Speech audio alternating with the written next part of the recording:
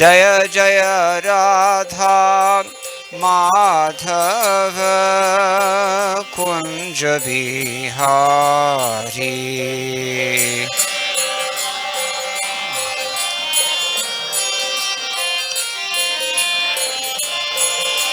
जय जय राधा माधव कुंज बिहारी।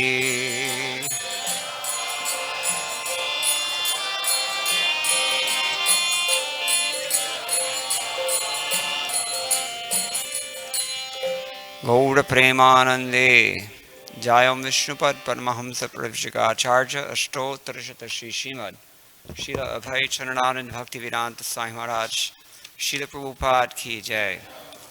अनंत कोटि वैष्णव वृंद की जय। नाम आचार्य श्रील ठाकुर हरिदास की जय। प्रेम से कहो श्री कृष्ण चैतन्य प्रभु नित्यानंद श्री अद्वैत गदाधर शिवास आदि गौड़ भक्त वृंद की जय। श्री श्री राधा कृष्ण गोप गोपीनाथ श्याम कुंद राधा कुंद गिरि गोवर्धन की जय। वृंदावन धाम की जय। नवद्वीप मायापुर धाम की जय। गंगा देवी की जय। यमुना मई की जय। भक्ति देवी की जय। तुलसी रानी की जय। समवेत भक्त वृंद की जय। श्री हरिनाम संकीर्तन की जय। ग्रंथराज श्रीमद् भागवतम की जय। इस्कॉन पीबीथी संस्थापक आचार्य श्रील प्रभुपाद की जय। गौ प्रेमानंदे। All glories to the Samud devotees. All glories to the Samud devotees. All glories to the Samud devotees. All glories to Sri Sri Guru and Gauranga. Jai Srila Prabhupada.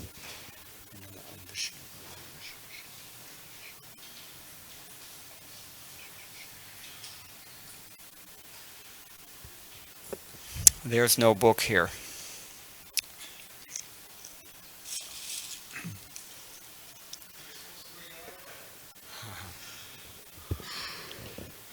Om Namo Bhagavate Vasudevaya.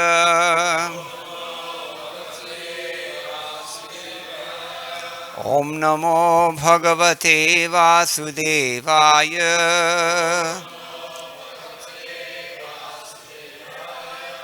Om Namo Bhagavate Vasudevaya. Narayanam Namaskritya Naram Chaiva Narottamam Devim Saraswatim Vyasam Tato Jayamudirayet Nashtaprayeshu Abhadreshu Nityam Bhagavata Sevaya Bhagavati Uttama Shloke Bhaktir Bhavati Naishtiki. Grantharaj Srimad Bhagavatam Canto 1, Chapter 15, Text number 27. This chapter is entitled The Pandavas Retire Timely. So please repeat. Desha kalartha yuktani Hrittapopashamani cha Haranti smaratas-chittam Govindabhihitani me Desha kalartha yuktani Hrittapopashamani cha Haranti smaratas-chittam Govindabhihitani me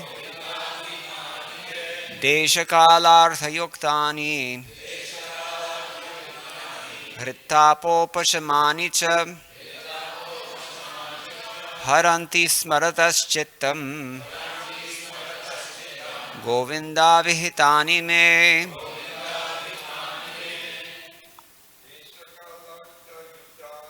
Desha-kalartha-yuktani Hrittapopashamani cha Haranti smarataschitam Govinda Vihitani me Deshakalartha Yuktani Hrittapopashamani cha Haranti smarataschitam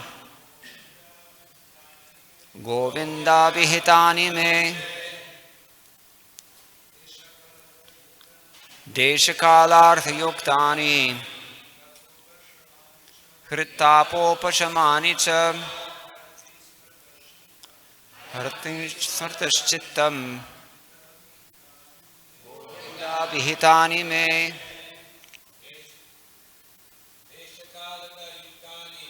Deshakalartha Yuktani Hrittapopashamani cha Haranti smarataschitam Govinda Vihitani me Deshakalartha Yuktani Hrittapopashamani cha Haranti smarataschitam Govinda Vihitani me. Ladies. Deshakalartha Yuktani Hrittapopashamani cha Haranti smarataschitam Govinda Vihitani me Deshakalartha Yuktani Hrittapopashamani cha Haranti smarataschitam Govinda Vihitani me. Desha, space. Kala, time. Artha, importance. Yuktani, impregnated with. Hrit, the heart. Tapa, burning. Upashamani, extinguishing. Cha, and. Haranti, are attracting. Smarataha, by remembering. Chittam, mind. Govinda, the Supreme Personality of Pleasure. Abhihitani, narrated by. Me, unto me. Translation. Now I am attracted to hear those instructions imparted to me by the personality of Godhead Govinda, because they are impregnated with instructions for relieving the burning heart in all circumstances of time and space. Please repeat. Now I am attracted to those instructions imparted to me by the personality of Godhead Govinda, because they are impregnated with instructions for relieving the burning heart in all circumstances of time and space. Purport by His Divine Grace A.C. Bhaktivedanta Swami Srila Prabhupada. Srila Prabhupada has given us a very long purport, very amazing purport, so please listen carefully. I'll try to read slowly and we can go over it. Herein, Arjuna refers to the instruction of the Bhagavad Gita, which was imparted to him by the Lord on the battlefield of Kurukshetra. The Lord left behind him the instructions of the Bhagavad Gita, not for the benefit of Arjuna alone, but also for all time and in all lands. The Bhagavad Gita, being spoken by the Supreme Personality of Godhead, is the essence of all Vedic wisdom. It is nicely presented by the Lord Himself for all who have very little time to go through the vast Vedic literatures like the Upanishads, Puranas, and Vedanta Sutras. It is put within the study of the great historical epic, Mahabharata, which was especially prepared for the less intelligent class, namely the women, the laborers, and those who are worthless descendants of the Brahmanas, Kshatriyas, and higher sections of the Vaishyas. The problem which arose in the heart of Arjuna on the battlefield of Kurukshetra was solved by the teachings of the Bhagavad Gita. Again, after the departure of the Lord from the vision of earthly people, when Arjuna was face to face with being vanquished in his acquired power and prominence, he wanted again to remember the great teachings of the Bhagavad Gita, just to teach all concerned that the Bhagavad Gita can be consulted in all critical times, not only for solace from all kinds of mental agonies, but also for the way out of great entanglements which may embarrass one in some critical hour. The merciful Lord left behind him the great teachings of the Bhagavad Gita so that one can take the instructions of the Lord even when he is not visible to material eyesight. Material senses cannot have any estimation of the Supreme Lord. But by his inconceivable power, the Lord can incarnate himself to the sense perception of the conditioned souls in a suitable manner through the agency of matter, which is also another form of the Lord's manifested energy. Thus the Bhagavad Gita, or any authentic scriptural sound representation of the Lord, is also the incarnation of the Lord. There is no difference between the sound representation of the Lord and the Lord himself. One can derive the same benefits from the Bhagavad Gita as Arjuna did in the personal presence of the Lord. The faithful human being who is desirous of being liberated from the clutches of material existence can very easily take advantage of the Bhagavad Gita, and with this in view, the Lord instructed Arjuna as if Arjuna were in need of it. In the Bhagavad Gita, 5 important factors of knowledge have been delineated pertaining to 1. The Supreme Lord, 2. The living being, 3. Nature, 4. Time and space, and 5. The process of activity. Out of these, the Supreme Lord and the living being are qualitatively one. The difference between the two has been analyzed as the difference between the whole and the part and parcel. Nature is inert matter displaying the interaction of the 3 different modes. An eternal time and unlimited space are considered to be beyond the existence of material nature. Eternal time, unlimited space. Activities of the living being are different varieties of aptitudes which can entrap or liberate the living being within and without material nature. All these subject matters are concisely discussed in the Bhagavad Gita, and later the subject matters are elaborated in the Srimad Bhagavatam for further enlightenment. Out of the 5 subjects, the Supreme Lord, the living entity, nature, and time and space are eternal. But the living entity, nature, and time are under the direction of the Supreme Lord, who is absolute and completely independent of any other control. The Supreme Lord is the supreme controller. The material activity of the living being is beginningless, but it can be rectified by transferal into the spiritual quality. Thus it can cease its material qualitative reactions. Both the Lord and the living entity are cognizant, and both have the sense of identification, of being conscious as a living force. But the living being under the condition of material nature, called Mahatattva, misidentifies himself as being different from the Lord. The whole scheme of Vedic wisdom is targeted to the aim of eradicating such a misconception, and thus liberating the living being from the illusion of material identification.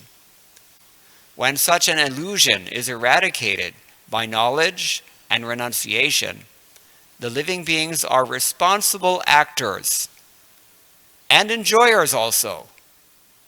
The sense of enjoyment in the Lord is real, but such a sense in the living being is a sort of wishful desire only. This difference in consciousness is the distinction of the two identities, namely the Lord and the living being.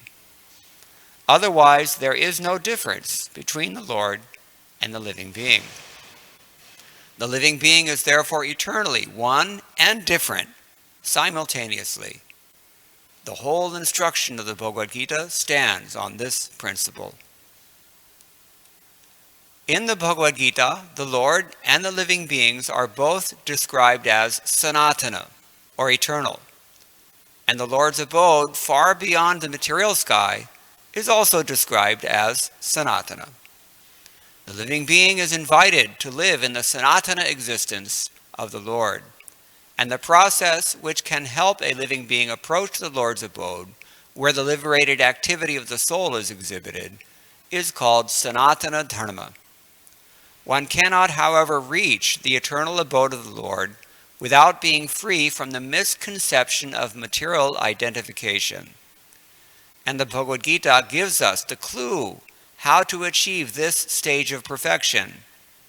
The process of being liberated from the misconception of material identification is called, in different stages, fruitive activity, empiric philosophy, and devotional service, up to transcendental realization. Such transcendental realization is made possible by dovetailing all the above items in relation with the Lord. Prescribed duties of the living being, as directed in the Vedas, can gradually purify the sinful mind of the conditioned soul and raise him to the stage of knowledge. The purified stage of acquiring knowledge becomes the basis of devotional service to the Lord. As long as one is engaged in researching the solution of the problems of life, his knowledge is called jnana, or purified knowledge. But on realizing the actual solution of life, one becomes situated in the devotional service of the Lord. The Bhagavad Gita begins with the problems of life by discriminating the soul from the elements of matter, and proves by all reason and argument that the soul is indestructible in all circumstances, and that the outer covering of matter, the body and mind, change for another term of material existence, which is full of miseries. The Bhagavad Gita is therefore meant for terminating all different types of miseries, and Arjuna took shelter of this great knowledge, which had been imparted to him during the Kurukshetra battle. Om Jnanatimarantasya Jnananjana-shalakaya Chakshurunmilitam Yena Tasmai Shri Gurave Namaha Mukam Karoti Vachalam Pangum Langhayate Girim Yatkripathamaham Vande Shri Gurum Dinataranam Vanchakalpatarubhyascha Kripasindhubhya Evacha Patitanam Pavanebhyo Vaishnavebhyo Namo Namah. Jaya Shri Krishna Chaitanya Prabhu Nityananda Shri Advaita Gadadhara Srivasadi Gaur Bhakta Vrinda. Hare Krishna Krishna Krishna Hare Hare, Hare Rama Rama Rama Hare Hare. Desha Kalartha Yuktani Hritapo Pashamani Cha Haranti Smarataschittam Govinda Bhitani Me. Now I'm attracted by to those instructions imparted to me by the Supreme Personality of Godhead Govinda, because they are impregnated with instructions for relieving the burning heart in all circumstances of time and space. So as we've said, we have quite a purport from Srila Prabhupada here. This is a book distributor's dream. If you want to know how to sell Srila Prabhupada's books. Everything is in this purport. Just explain it in your own words, according to your own realization. Who can fail to be attracted? There's a lot here in this verse. A lot of Srila Prabhupada is saying a lot of things explicitly. He's also saying a lot of things in between the lines. First of all, let's take a look at what Srila Prabhupada's predecessors have said, and then we can better appreciate what Srila Prabhupada has chosen to say here. Sridhar Swami, as well as Srila Vishwanath Chakravarti Thakur, they're the main commentators here. And Sridhar Swami says that he speaks this verse as if to suggest that I can't say anything further. Tomorrow we'll see that this is the last verse that Arjuna speaks. Sutta Goswami takes over tomorrow, and we change gears a little bit. But Arjuna has been describing his state of mind after the departure of Lord Krishna. Srila Vishwanath Chakravarti Thakur also says, Ataha param vaktum na shaknomi tvamapi kinchid ma priteti ityaha desheti. In this verse, he's speaking as if to tell Krishna that don't ask me, or as if to tell Yudhishthira Maharaj that don't ask me anything more about this. I can't say anything more. This is personal for Arjuna. This is his personal experience. He's overwhelmed by very strong feelings. And he's also amazed that although he was such a great warrior at one point in time, now he's admitted already, he was unable to even defeat some ordinary cowherd men. So you can imagine how important and how personal this must have been, this experience and this narrative must have been for Arjuna. So the acharyas are telling us that he's so distraught, he can't even speak any further. So there are two things in particular that they gloss. The function of a Sanskrit commentary is to tell you where do the words break up, what do the words mean, what do the compounds mean. There's a couple of compounds here in this verse, all these things. So, desha kalartha yuktani. This is one adjective describing abhitani. What does abhitani mean? According to Sridhar Swami and Vishwanath Chakravarti Thakur, it means vachanani, the statements spoken by the Lord. Or bhashanani, the words of the Lord. So he describes them as desha kala artha yuktani. They're appropriate to the time and the place. And they're full of meaning. Artha. What does artha mean? Who knows? Wealth. What else? Gain. What else? Knowledge. It means definition, actually. This is the problem with Sanskrit. The easy words are actually the hard words. Because you have a 2,000-year history. This is a living language for 2,000 years, and it's accumulated so much, every single word has accumulated so much connotation over that time. So artha in this context only means not wealth, not economic development, although Prabhupada does mention it. It means actually the meaning. Full of import, what Krishna spoke. So desha kala artha.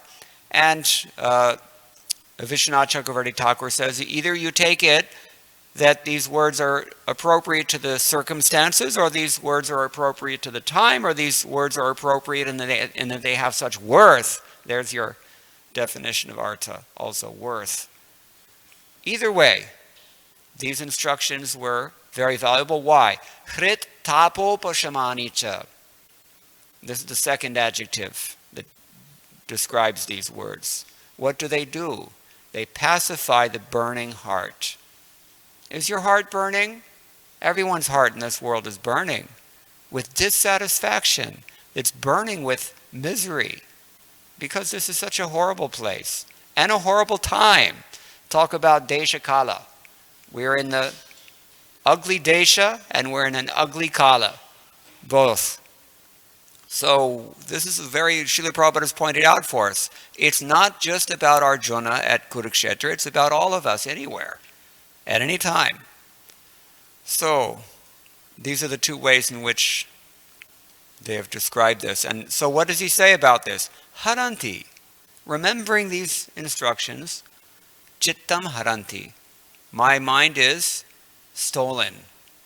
This is the general definition of the word haranti. It's like we say hare, hari, he who takes away. So,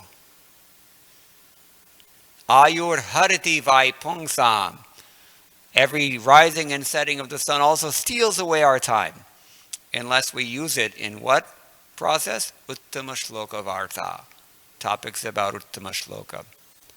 So he says, my mind is being attracted, actually. Sridhar Swami says, haranti means akarshanti, to be attracted. And this is the definition that Srila Prabhupada has chosen and his synonyms here. They're attracting my mind. Vishwanath Chakravarti Thakur sees it a little differently. He says, haranti means lumpanti, lumpanti. That means they plunder my mind. They break my mind. They steal my mind. They like this. Either way, he's becoming so much absorbed in these instructions, he remembers the time and the place and the circumstances in which they were spoken.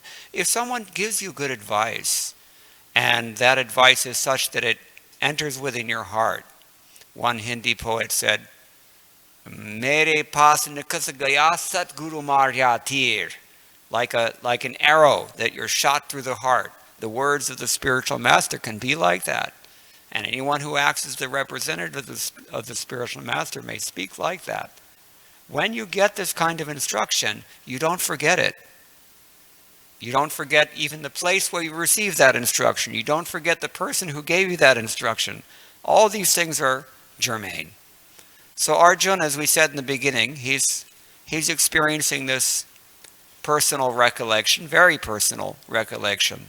In a few days, New Dwarka will be fortunate to hear from some of those devotees who had extensive association with His Divine Grace, Srila Prabhupada, and you'll observe the characteristic of their recollection is that it's very personal.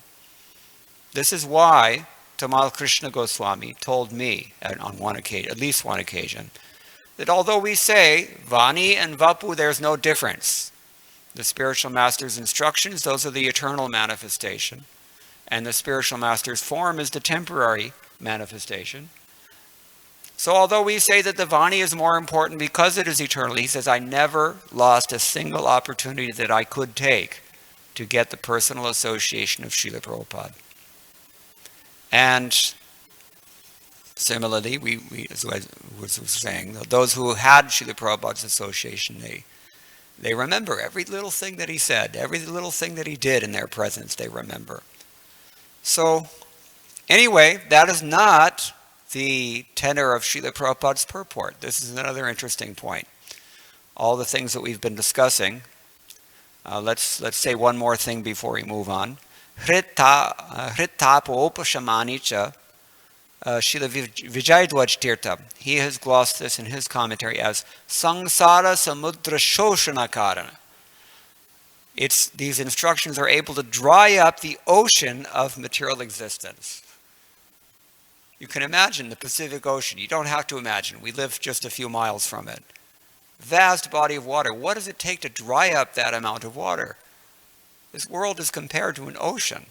And the misery within it, and the confusion within it, the ignorance characterizing it, these things are like an ocean. It's called the ocean of material existence. But the Lord's instructions can dry up that ocean. That is the power of the Lord. Shuddhyanti tasmai prabhavishnave namaha. Therefore we offer our respectful obeisances. So, as we said, Srila Prabhupada has chosen one very minor theme from not even Gaudiya Vaishnava Acharya's commentary on this verse. but from Srila Viraraghavacarya's commentary. Who is Viraraghavacarya? Who knows? Srila Prabhupada quotes him regularly throughout his books. Who was he? Sri Vaishnava Acharya, major Sri Vaishnava commentator on the Srimad Bhagavatam. So he says, in glossing Abhihitani, or Vachanani, Bhashani, and then he gives an example, Gitadi Rupani, the words of the Lord in the form of Bhagavad Gita, etc. Only with this scriptural basis has Srila Prabhupada devoted his entire purport, 4 long paragraphs here, to the Bhagavad Gita. So it's a wonderful, wonderful appreciation of the Bhagavad Gita and its content, and we can go through it a little bit more in detail. There are some things that are prominent here, at least they seem prominent to me, and we can mention this. First of all,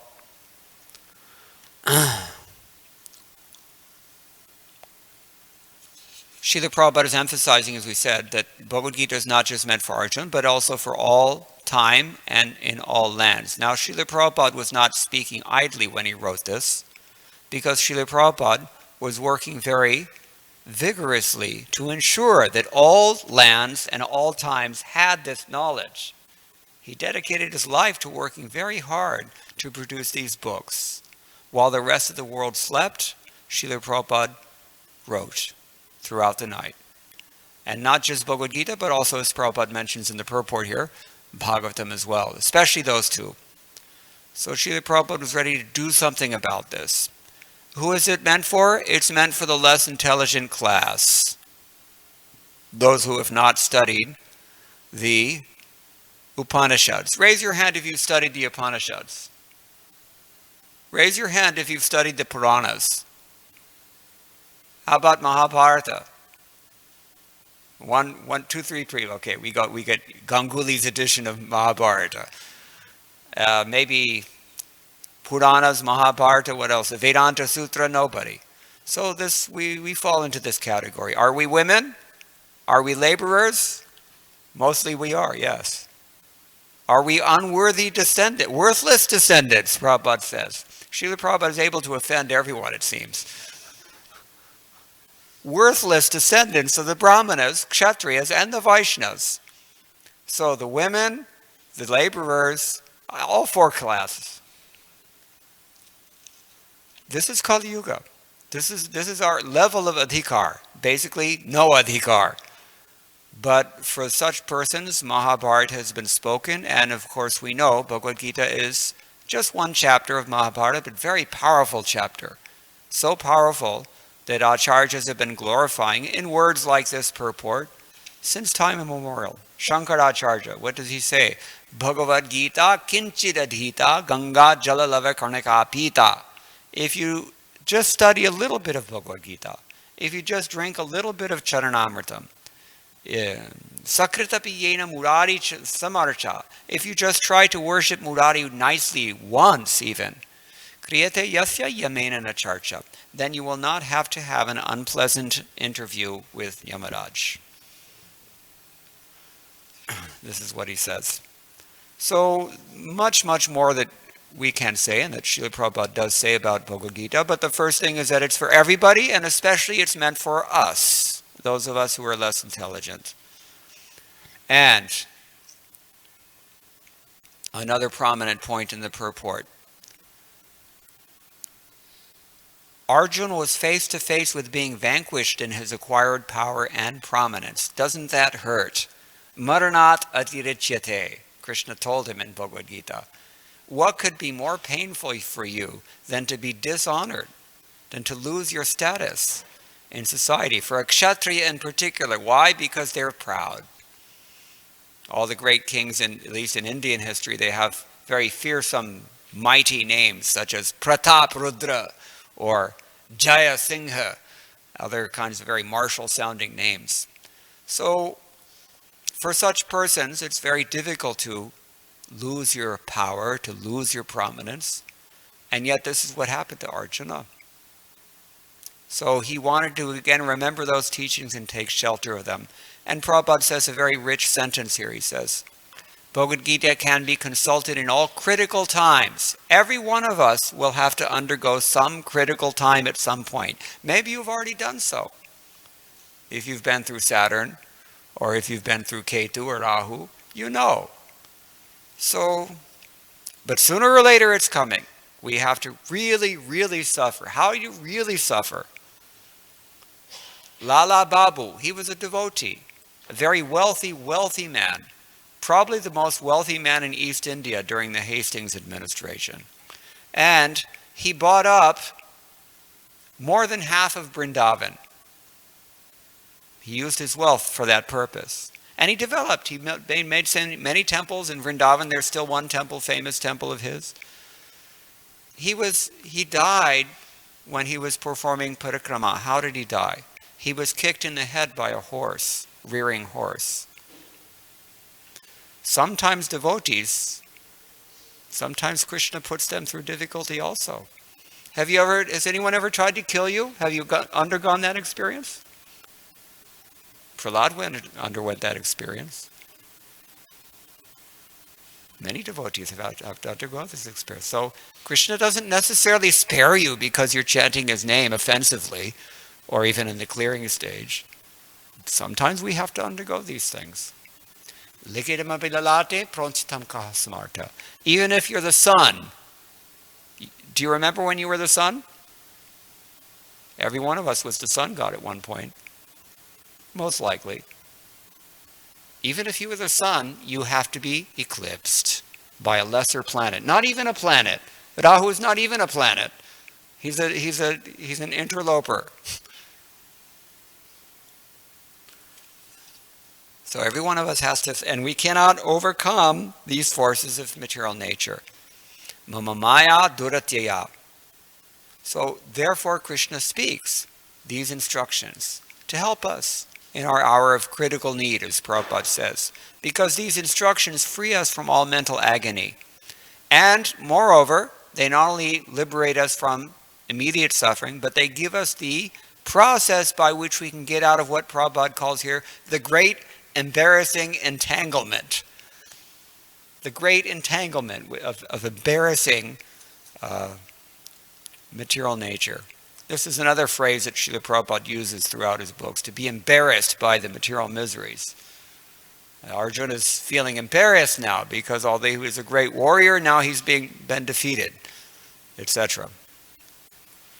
So, material senses cannot have any estimation of the Supreme Lord, but by his inconceivable power, the Lord can incarnate himself to the sense perception of conditioned souls. You don't even have to be a liberated soul. If he shows you mercy, he will manifest himself to you. This is the deity, for example. All of us have seen Krishna this morning. All of us see Krishna on a regular basis, only by his mercy. And similarly, this Bhagavad Gita is another manifestation, sonic manifestation, of the Supreme Personality of Godhead. Not visual. In Kali Yuga, we don't see God, we hear God. And Bhagavad Gita is one of the ways in which we do that.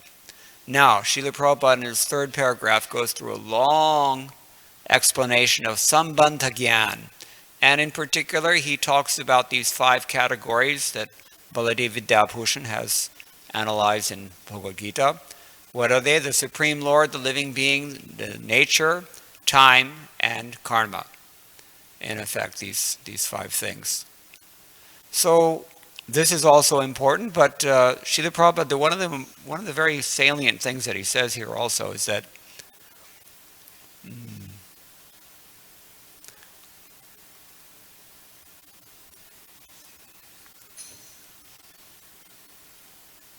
the living beings, well, the sense of enjoyment in the Lord is real, but such a sense in the living being is a sort of wishful desire only. Prabhupada is telling us very directly, you're not the enjoyer. Yes, you can enjoy if the Lord allows, but you're not the primary enjoyer. The Lord is the enjoyer. We are the enjoyed. Can you handle that? No, of course not. That's why we're in West Los Angeles right now, instead of Goloka Vrindavan. We can't handle that. But that misconception of life, that can be eradicated by chanting Hare Krishna, Krishna Krishna, Hare Hare, Hare Rama, Rama Rama, Hare Hare, and by studying the teachings of Bhagavad Gita, and if there's any doubt about those, then we can further consult the Srimad Bhagavatam, which elaborates even more so, and in this way we follow the system that was set out by our acharyas. Mahajano yena gata sapantha. Now, Srila Prabhupada said something else very deep here. He talks about Sanatan Dharma in particular. Sanatan Dharma means the real process, the eternal scope of things, the eternal activities of the living being. And Srila Prabhupada says, furthermore, the process of being liberated from the misconception of material identification is called in different stages fruitive activity, empiric philosophy, and devotional service, up to transcendental realization. What he's saying here is that there's really no essential difference between karma, jnana, and bhakti. That is what he's saying here. It's something that resonates very much with what we heard this morning after Mangalarti from 4th Canto, Chapter 22, Text 36, in which Srila Prabhupada also emphasized, because it needs to be emphasized, that economic development and sense gratification must be based on religious principles. That means dharma.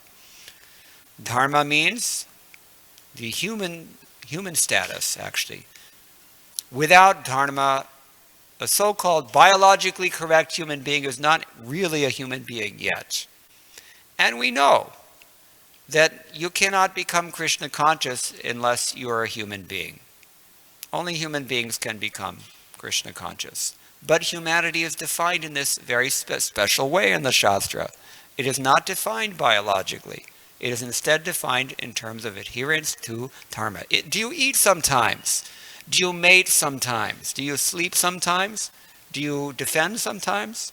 If you do these things at all, you have to do them under the auspices of the Vedic rules and regulations, because there are regulations for these things.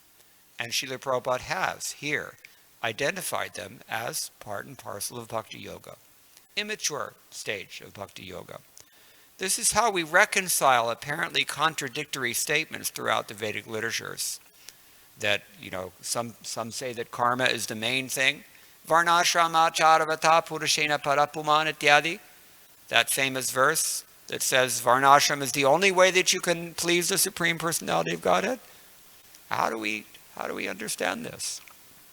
It means that if you are deeply absorbed in the bodily concept of life, practically speaking, you will not come out of it, which Prabhupada says has to happen, until you live your life, which means you eat and sleep in terms of dharma.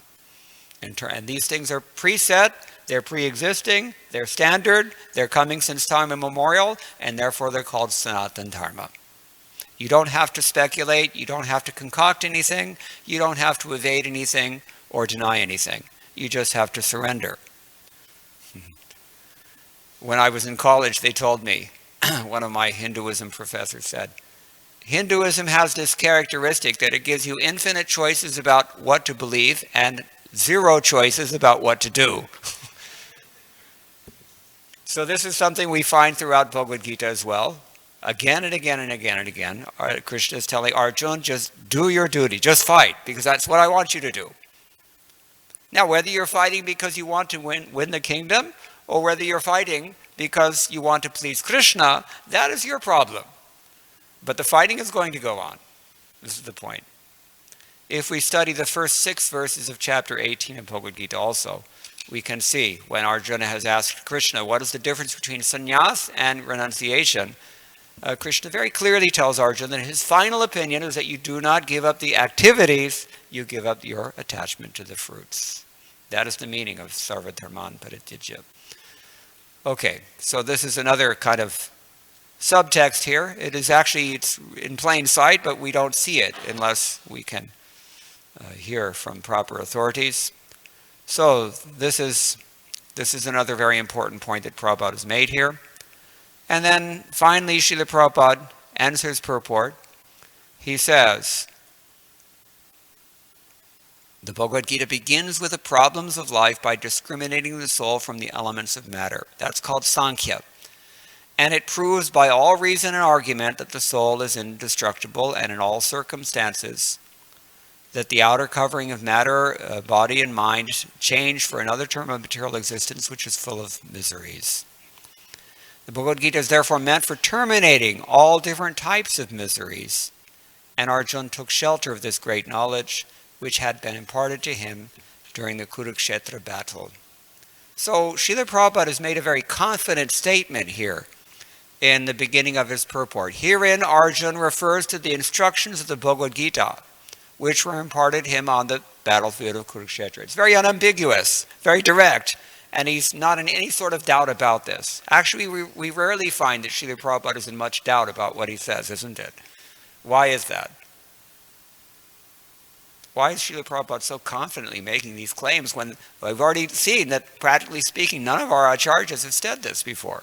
So why is he emphasizing this so much? Bhagavad Gita.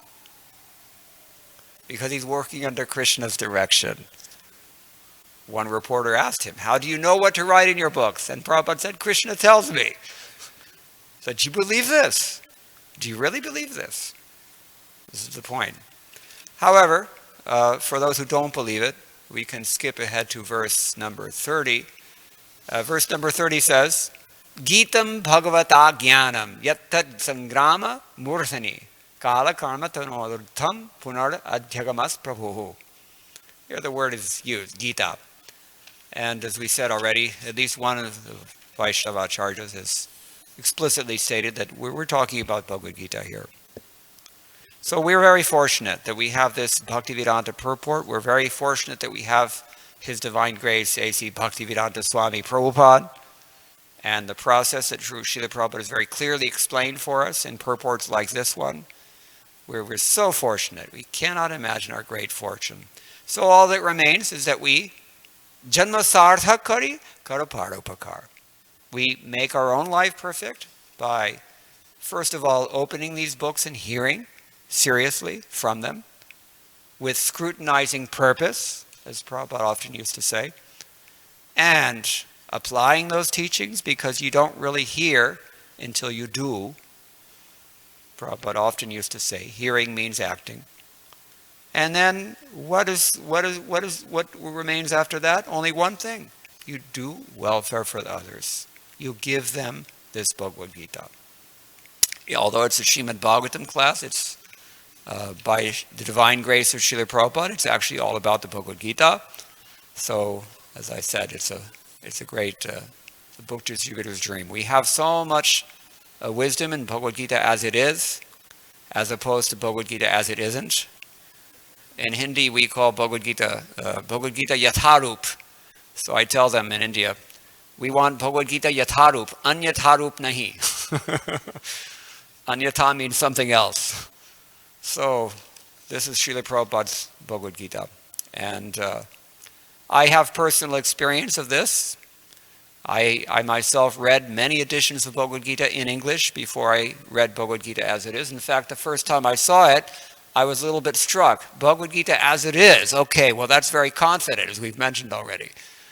Why, what about all the other Bhagavad Gitas? Why does he say only his Bhagavad Gita as it is? And then I read it. Frankly speaking, I have to admit, 40 years later, I can say, with all honesty, I didn't understand any of those Bhagavad Gitas that I read, any of the other editions. And why didn't I understand them? Because the people who wrote them also didn't understand them. Bhagavad Gita Anyatharupma. So, this is the result of Evam Parampara Praptam. You receive this in the disciplic succession. You do not change anything. You do not ignore or evade anything. You simply surrender, and then you represent. When you do that, then you become empowered. And then you can act in some way like Srila Prabhupada acted. Nobody can imitate him. But you can at least act as his agent, as his representative. And you can present to the world the same teachings. And if someone does this, and if the person who speaks is qualified in this way, And if the person who hears is really serious about acting on what he hears, then it is just as good as if Krishna himself were personally giving us directions and we were getting the same benefit as Arjuna. Okay, so we'll stop here, but if anybody has any questions or any comments on any of this, we can discuss for at least a few moments. Shachitanai Prabhu.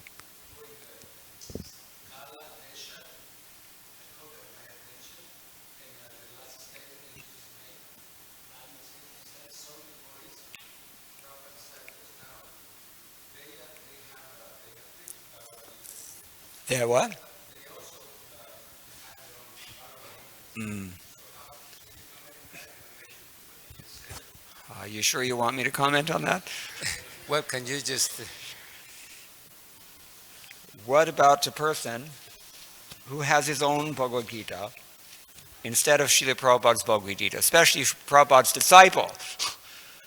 Well, I mean, there may be some time, place, and circumstance in which that could be useful. I know, for example, my godbrother Garuda, he did a study, translation of the 10th canto of Ras Leela in particular. Just to, particularly to use in an academic setting for university professors to teach their students this important aspect of Krishna Bhakti. And it has some use because most of the other studies on Ras Leela in particular are going to be bewildered. So that may have some use, but I don't know that there's a real great need. As they say in English, if it ain't broke, don't fix it. What is wrong with Bhagavad Gita as it is? That you need to say something different. It can be even suspect, frankly. It can be a little bit suspicious. Why does somebody want to say something other than what Srila Prabhupada said?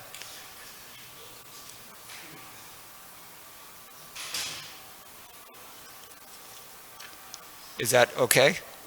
Probably better to it's okay. let sleeping We dogs can lie. leave it just like that now. Okay, no other questions, then we'll stop here. Thank you very much. All glory to Srila Prabhupada.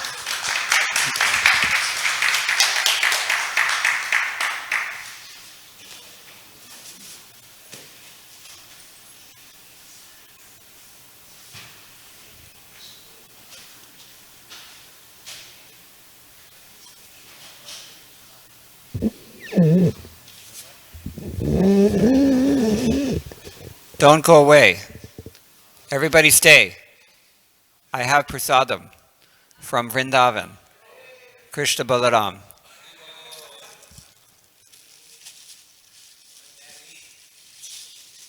I almost forgot.